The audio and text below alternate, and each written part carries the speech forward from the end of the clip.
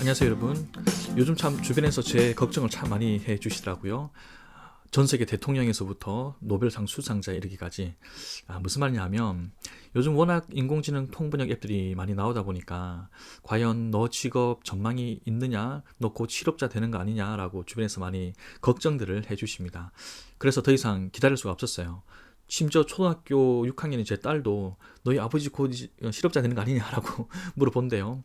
그래서 오늘 이 클립은 과연 이제 인공지능 통번역 앱들이 이렇게 발전하는 이 시기에 인간 통번역사의 직업의 미래는 어떨까 한번 제가 생각하는 것을 여러분과 공유해보는 시간을 갖도록 하겠습니다. 혹시 여러분 그 인공지능 역사가 얼마나 됐는지 아십니까? 지금 여기 옆에 동영상이 나가고 있죠. 이게 이미테이션 게임이라는 그 영화입니다. 이 영화가 언제를 배경으로 했느냐? 세계 제2차 대전이에요. 그 영화를 보면 이제 튜링이라는 사람이 인공지능을 활용해서 독일군의 암호를 해독하는 장면이 나옵니다. 인간이라면 파악할 수 없는 그 수많은 패턴 중에서 암호를 찾아내기 위해서 인공지능을 활용하는 장면이에요. 자, 그렇다면 이 영화만 보더라도 지금 인공지능이 우리 실생활에 응용된 지가 지금 약 거의 90년이 넘었다는 것을 알 수가 있는 거죠. 그리고 또 제가 개인적으로 알기로도 제가 대학생 때 그 당시 PC에서 쓸 수 있는 그 당시 윈도우 95에서 돌아가는 번역 소프트웨어가 있었어요. 그게 당시에는 USB나 CD가 없으니까 플로피 디스크 한 20장짜리 패키지가 있었습니다. 그걸 사가지고 제가 컴퓨터에 깔아서 그 통번역 소프트웨어를 한번 써왔던 기억이 있습니다. 자, 그렇다면 그것만 보더라도 그 통번역 소프트웨어, 최소한 통번역 소프트웨어의 역사도 약 한 25년 정도 된다고 볼 수 있는 거죠. 그 이후로 통번역 앱들이 참 많이 발전을 했죠. 자, 그렇다면 지금 통번역 앱들의 발전 상황은 어떨까요? 그걸 말씀드리기 전에 저는 HMI라는 걸 한번 설명을 드리고 싶어요. HMI라는 것은 Human Machine Interface라는 건데, 가장 쉽게 한 사례를 드리자면 자동차를 말씀드려 볼게요. 우리가 자동차를 왼쪽으로 운전하고 싶다 그러면 핸들을 왼쪽으로 꺾을 거고, 오른쪽으로 가고 싶다면 오른쪽으로 꺾겠죠. 가속하려면 엑셀레이터를 밟고, 중지하려면 브레이크를 밟겠죠. 우리가 어떤 기계 또는 컴퓨터를 우리가 원하는 결과물을 가져다 준다든지 우리가 원하는 대로 작동하게끔 만들려면 그 기계 또는 컴퓨터가 이해하는 언어로 우리가 명령을 해줘야 돼요. 우리 마음대로 할 수가 없는 거예요. 가령 자동차한테 야 지금 왼쪽으로 가 오른쪽으로 가 이렇게 말로 하면 그 말로 하는 게 인터페이스가 되겠죠. 하지만 그 정도 발전이 아직 안 된 거죠. 그냥 현재 아직 자동차는 오른쪽으로 가고 싶으면 오른쪽으로 돌리고 왼쪽으로 가고 싶으면 왼쪽으로 돌리는 그 인터페이스라는 겁니다. 어떻게 보면 굉장히 직관적인 건 합니다. 그렇다면 이 통번역 앱, 쉽게 말해서 스마트폰 앱에서는 두 가지 인터페이스가 존재를 합니다. 첫 번째 인터페이스는 그냥 키보드 입력이에요. 이건 뭐 오류의 가능성이 없습니다. 예를 들어서 안녕하세요 라고 입력을 한다고 했을 때 그러면 당연히 내가 오타만 내지 않는다면 안녕하세요가 그대로 입력이 되겠죠. 그러면 통번역 앱들은 그 입력한 것을 바탕으로 뭐 번역 결과물을 우리에게 보여주겠죠. 근데 두 번째 이제 문제가 이제 음성 인식 인터페이스인 거예요. 음성인식 인터페이스가 아직 완벽하지가 않다는 겁니다. 이게 사실 개발하기가 굉장히 어려워요. 예를 들어서 쉽게 말해서 전 세계 인구가 뭐 60명이 있다고 가정해보죠. 그러면 음성인식 변수가 이론적으로는 60억 개가 존재하는 거예요. 물론 이제 60억 개라는 건 아니죠. 자, 그렇다면 음성인식 개발자들은 어떻게 하겠습니까? 이 60억 개 변수를 하나하나 다 고려할 수가 없죠. 그래서 최대한 그 일반적인 범위에 들어오면 어떻게 인식을 해라라고 프로그래밍을 하겠죠. 그래서 최대한 입력 범위는 넓히되 오류 가능성은 줄일 수 있는 그 아주 미묘한 그 한계를 잘 설정해야 되겠죠. 이걸 너무 넓게 설정해가지고 많은 인식을 하게 하려면 그만큼 많은 변수가 개입할 거고, 너무 또 좁게 하려면 음성 인식 자체가 제대로 안 되는 문제가 있을 거란 말이죠. 그래서 이 음성 인식을 해가지고 키보드 입력을 대신 하려고 하는 게 굉장히 어렵습니다, 사실은. 여러분 그런 경험 있으실 거예요. 하이 시리 해가지고 뭐 해줘 이렇게 했는데 잘못 들었습니다. 다시 말씀해 주세요. 또는 뭐 어떻게 해라라고 했는데 뭐 엉뚱한 결과물을 낸다든지. 그게 지금 현재 음성 인식 기술의 상태입니다. 이 통번역 결과물을 제대로 내놓기 위해서는 기본적으로 타이핑을 할 때 오류가 없는 입력처럼 이 음성 인식도 오류가 없는 상태로 입력이 돼야 되는데 그 가장 기본적인 음성 인식 기능이 아직 완성되지 않았다는 거예요. 자동차는 그렇지 않잖아요. 자동차는 지금 핸들을 왼쪽으로 돌리면 왼쪽으로 가죠. 핸들을 왼쪽으로 돌리는데 차가 알아서 오른쪽으로 가진 않잖아요. 그만큼 직관적이어야 하는데 음성인식이라는 것은 그렇게 1은 1이고 2는 2고 하기가 굉장히 어렵습니다. 그래도 참 많이 발전했죠. 요즘은 거의 뭐 자연어 인식까지 가능하다 하더라고요. 자, 여기서 그러면 한번 구글 컨퍼런스에서 나왔던 동영상 한번 보겠습니다. Let's say you want to ask Google to make you a haircut appointment. So what you're going to hear is the Google Assistant actually calling a real salon to schedule the appointment for you. So how can I help you? Hi, I'm calling to book a women's haircut for a client. I'm looking for something on May 3rd. Sure, give me 1 second. Mm-hmm. Sure, what time are you looking for around? At 12 p.m. We do not have a 12 p.m. available. The closest we have to that is a 1:15. Do you have anything between 10 a.m. and 12 p.m.? Depending on what service she would like. What service is she looking for? Just a woman's haircut for now. Okay, we have a 10 o'clock. 10 a.m. is fine. Okay, what's her first name? The first name is Lisa. Okay, perfect. So I will see Lisa at 10 o'clock on May 3rd. Okay, great. Thanks. Great. Have a great day. Bye. That was a real call you just heard. The amazing thing is the assistant can actually understand the nuances of conversation. We've been working on this technology for many years. It's called Google Duplex. It brings together all our investments over the years in natural language understanding, deep learning, text-to-speech. 네, 굉장히 놀랍습니다. 자연어 인식이 이렇게 발전을 지금 하고는 있습니다. 제 생각엔 조금 편집한 느낌이 좀 나긴 하는데요. 자, 어쨌든 좋습니다. 이제 자연어 인식이 완전히 되는 날이 왔고, 음성 인식이 이제 완벽한 날이 왔습니다. 자, 그렇다면 이제 통번역 완벽해졌을까요? 인공지능 통번역 완벽해졌을까요? 자, 그게 아닙니다. 음성 인식이라는 장벽을 넘었다고 해도 이제 그보다 어떻게 보면 더 어려운 아니면 어쩌면 더 극복하기 불가능한 장벽이 기다리고 있습니다. 그게 바로 맥락 이해라는 건데요. 이 맥락이라는 것은 시시각각 변합니다. 내가 어디서 누구를 만나느냐, 어떻게 어떤 상태에서 만나느냐, 어떤 기분에서 만나느냐, 그와 내가 어떤 관계냐 또는 어떤 어젠다를 가지고 만나느냐 이런 거에 따라서 끝없이 변하는 거죠.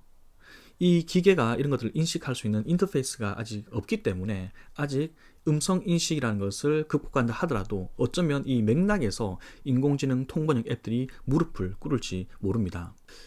여기서 잠시 이해해야 될 것이 있습니다. 그렇다면 이 맥락의 경우의 수가 너무 많아가지고 기계가 인간을 따라잡지 못하느냐 그게 아니고 이 맥락을 이해할 수 있는 인터페이스가 아직 개발이 안 됐다는 거예요. 자동차가 오른쪽으로 돌리면 오른쪽으로 가고 핸들을 왼쪽으로 돌리면 왼쪽으로 가는 것처럼.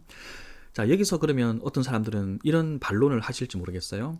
그런 걸 해결하기 위해서 딥러닝이 나왔다. 인공지능 신경학습망이 나왔다라고 말씀을 하십니다. 그 좋은 사례 하나 있었죠. 여러분 잘 아시는 굳이 설명도 필요 없는 알파고와 이세돌의 경기. 그 이제 딥마인드가 딥러닝을 기반으로 이 바둑을 학습해서 사실 인간을 정복했습니다. 그 전에 이미 체스는 정복됐지만 바둑은 결코 정복되지 못할 것이다 라고 사람들이 생각해 왔는데 그 예상을 완전히 뒤엎으면서 전 세계 바둑계뿐만 아니라 우리 일반인들까지도 굉장히 큰 충격파를 던졌죠. 아마 또 그것 때문에 특히 우리나라 사람들이 더더욱 이 통번역 앱들 때문에 인간 통번역사가 대체되지 않을까라고 생각하는 계기가 된 것 같습니다. 네, AI 통번역 툴들 굉장히 쓸모가 많습니다. 저도 실무에서도 많이 활용을 하고 있습니다. 동의어 사전이라고 하죠. 테스러스 이런 거 어떤 단어 영어에서는 단어 반복을 싫어하기 때문에 어떤 단어를 한번 썼으면 다른 단어를 쓰고 싶은데 잘 기억이 안 나면 저는 테스러스.com 이런 데 가가지고 검색을 합니다. 그리고 콜로케이션 사전들 이런 것들 제가 어떤 동사는 어떤 형용사하고 결합한다, 어떤 부사하고 결합한다, 어떤 동사는 어떤 명사는 어떤 형용사하고 결합한다 이런 것들 하나하나 제가 다 알 수가 없잖아요. 그래서 이런 것에 있어서는 인간이 아무리 노력을 해도 인공지능을 따라잡을 수는 없습니다. 그리고 또 통번역은 저는 예술의 영역인 것 같아요. 물론 언제부터 통번역이라는 것이 예술이었나, 제가 아직 뭐 베테랑 통역사가 아니기 때문에 잘은 모르겠지만 제가 지금까지 조금 해보니까 이 통번역이라는 것도 어떻게 보면 정말 예술의 영역인 것 같더라고요. 말로 설명은 못하겠습니다만은. 그렇다면 AI가 인간을 어떤 산업에서든지 따라잡으려면 통번역뿐만 아니라 작곡가, 작사가, 소설가, 화가, 영화감독, 이 모든 직업들을 다 대신할 수 있는 그런 예술적인 프로세스까지 할 수 있는 수준에 이르러야 합니다. 처음에 전화기가 발명됐을 때 누군가는 이런 생각을 하지 않았을까요? 아, 이제 멀리서도 사람들 목소리를 들을 수 있으니까 굳이 내가 저기 멀리 가서 회의하러 갈 필요가 없겠네. TV가 발명됐을 때도 누군가는 이런 생각을 하지 않았을까요? 이제 멀리서도 뭔가를 다 볼 수 있으니까 굳이 해외여행 갈 필요 없겠네. 이제 여행 가이드들 다 직장 읽겠네. 라고 한 명 정도는 생각을 했을 수 있을 거예요. 그런데 그렇게 됐습니까? 안 됐죠. 그러면 여기서도 누군가는 또 이렇게 말씀하실 수 있을 거예요. 야, 기계가 발전하면 사람이 직업을 잃는데 타자수 봐봐. 타자수가 이제 없어졌잖아. 그런데 너는 왜 통번역사라는 직업이 과학이 발전해도 없어지지 않을 거라고 말하니? 라고 주장을 하신다면, 네, 타자수라는 직업이 없어진 건 맞습니다. 그런데 이 타자수 직업이 사라진 사례가 기계가 발전해서 사람의 직업을 뺏어간 사례가 아닙니다. 그게 무슨 말이냐 하면요. 예전에는 처음에 타자기가 막 접근성도 떨어졌을 거고 비쌌었기 때문에 타자수라는 직업을 가진 사람들이 타자를 치는 게 더 효율이 좋았었던 거예요.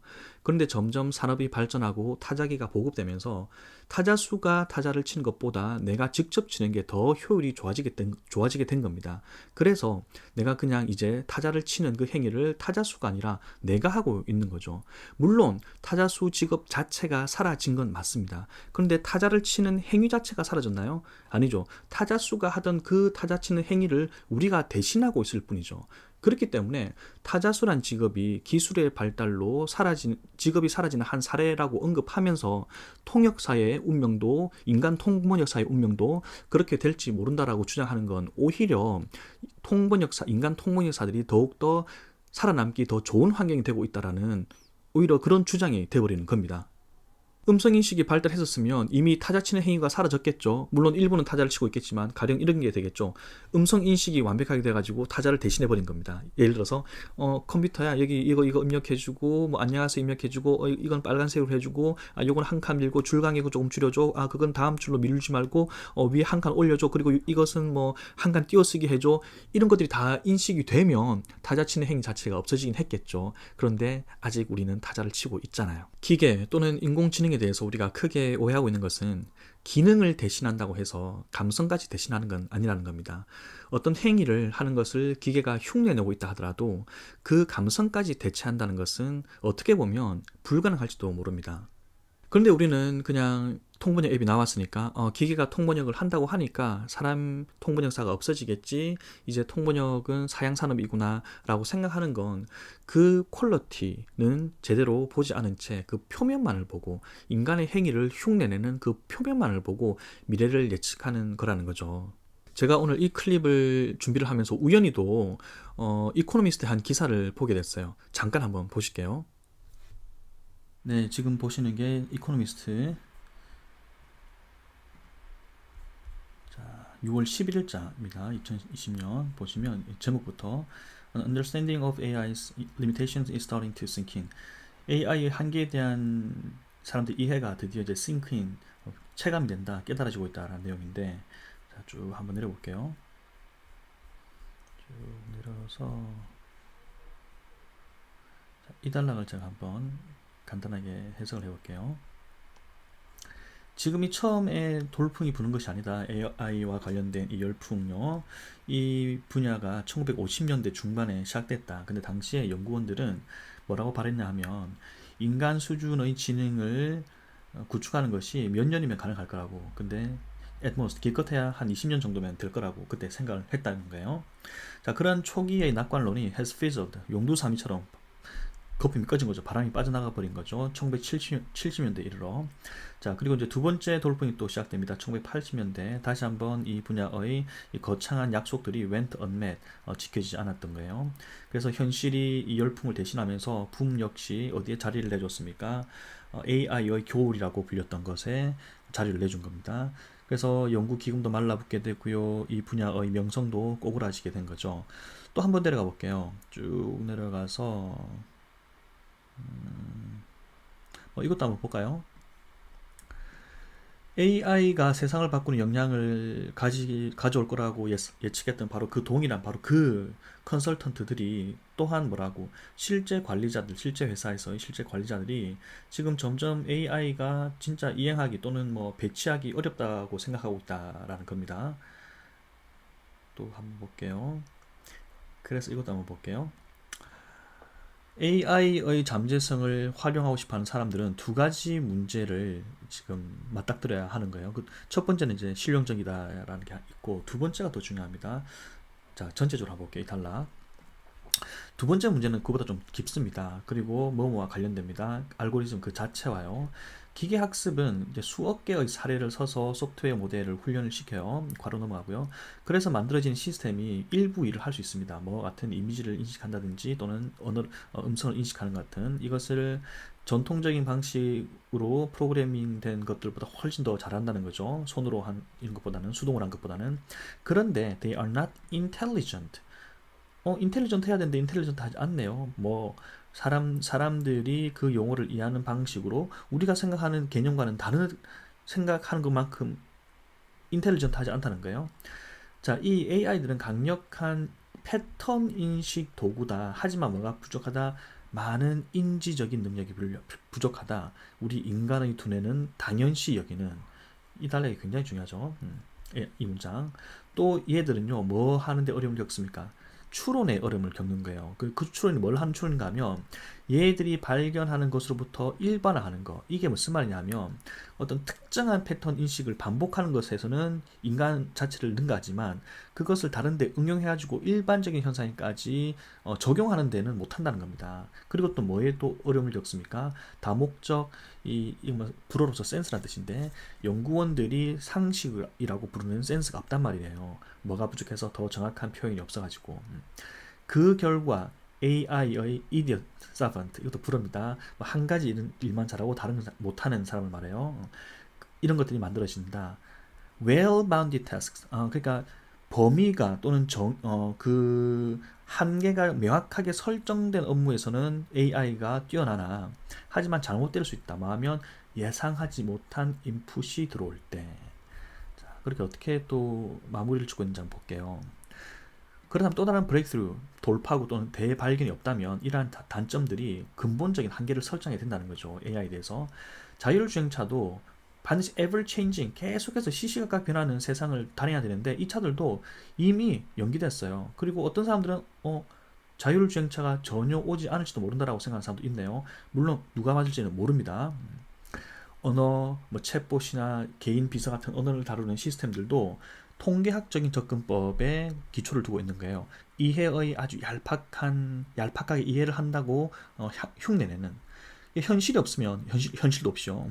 그렇게 되면 이 얘들의 유효성에 당연히 영향을 미치게 되겠죠. 이런 내용으로 가고 있습니다.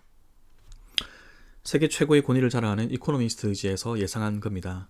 물론 저는 인공지능의 무용론을 주장하는 것도 아니고 또 통번역 앱들이 쓸모없다라고 말하는 것도 아닙니다. 하지만 이런 것들이 지금 나와 있다고 해서 그 실제 퀄리티는 도배시 한 채 그냥 표면만을 가지고 인간 통번역사가 사라질 직업이다. 통번역은 이제 사양산업이다 라고 말하는 것은 너무 섣부른 판단이라는 겁니다. 물론 이 동영상을 보시는 분들이 인공지능 만능이 아니라는 것쯤은 다 알고 계신 분들이 대부분일 것 같아요. 그런데 요즘 아직도 많은 분들이 인공지능 통번역 앱들이 난무하다 보니까 인간 통번역사는 사라질 직업이다. 저 산업은 사양산업이다 라고 말하는 것이 좀 개인적으로 이 바닥에 있는 사람으로서 좀 억울하기도 하고 또 안타깝기도 해서 오늘 이 동영상을 한번 찍어봤습니다. 딥러닝 굉장히 빠른 속도로 발전하고 있습니다. 저도 통번역 앱들을 보면 순간순간 깜짝 놀랄 때가 있습니다. 솔직히 한 번씩은 조금 불안함을 느끼기도 합니다. 하지만 결국 기계가 인간을 대신하려면 그 행위를 흉내내는 것이 아니라 그 감성까지 대신해야 되는데 과연 그것이 어쩌면 영혼이 안 올지도 모른다는 거죠. 물론 저도 과학이 발전해서 언젠가는 기계가 인간 통번역사를 대체하는 날이 오기를 바라면 안 되네요. 여러분은 어떻습니까? 감사합니다.